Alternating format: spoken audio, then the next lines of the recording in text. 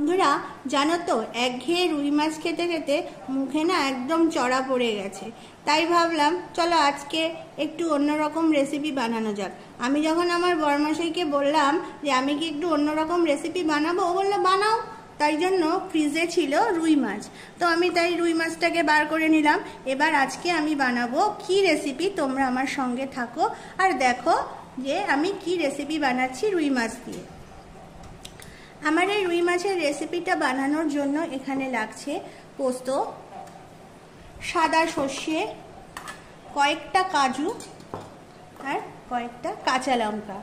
আমি এখানে পোস্ত, সাদা সর্ষে, কাজু আর কাঁচা লঙ্কা দিয়ে ভালো করে বেটে এর একটা পেস্ট বানিয়ে নেব। আমার কিন্তু ভালো করে নুন হলুদ মাখিয়ে রাখার পর মাছগুলোকে আমি সাদা তেলে এপিট ওপিট করে ভালো করে সাঁতলে নিয়েছি।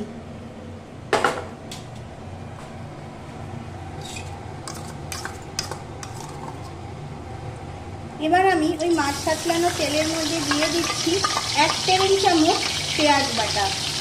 পেঁয়াজ বাটাটা দেওয়ার পর এটাকে একটু ভালো করে কষিয়ে নেব।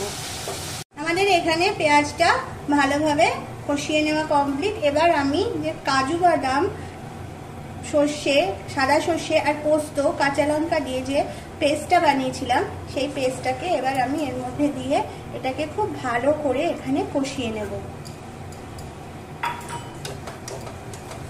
দেখতে পাচ্ছ বন্ধুরা এই মশলাটার থেকে কতটা তেল ছেড়ে দিয়েছে, মানে আমাদের মশলা কষানো কিন্তু এখানে একদম কমপ্লিট। এবার আমি আস্তে আস্তে মাছগুলোকে এর মধ্যে দিয়ে দিচ্ছি।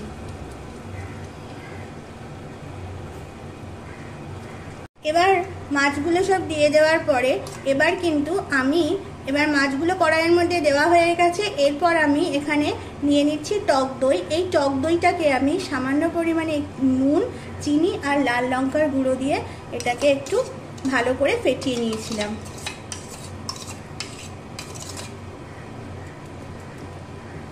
আর আমি এর মধ্যে সামান্য পরিমাণে জল অ্যাড করে দিয়েছি। জলটা অ্যাড করা তোমাদেরকে আর আমি দেখালাম না, তোমার ঝোলটা কিন্তু এখানে ফুটে গেছে। আমি এখানে কয়েকটা চেরা কাঁচা লঙ্কা দিয়ে দিচ্ছি, তবে এই লঙ্কাটা কিন্তু অপশনাল। আমি আগেও পোস্তর সঙ্গে লঙ্কা বেটে নিয়েছিলাম। তোমরা যদি বেশি ঝাল খাও তখন তোমাদের সেটা পরিমাণটা বুঝে দেবে। আমরা যেমন একটু বেশি ঝাল খাই তাই আমি এখানে লঙ্কা অ্যাড করছি, তোমরা না খেলে নাও অ্যাড করতে পারো। এবার আমি এটাকে আবার ঢাকা দিয়ে রেখে দেবো। আমার কিন্তু রান্নাটা একদম কমপ্লিট আর আমি রান্নাটা গরম গরম সার্ভও করে দিয়েছি।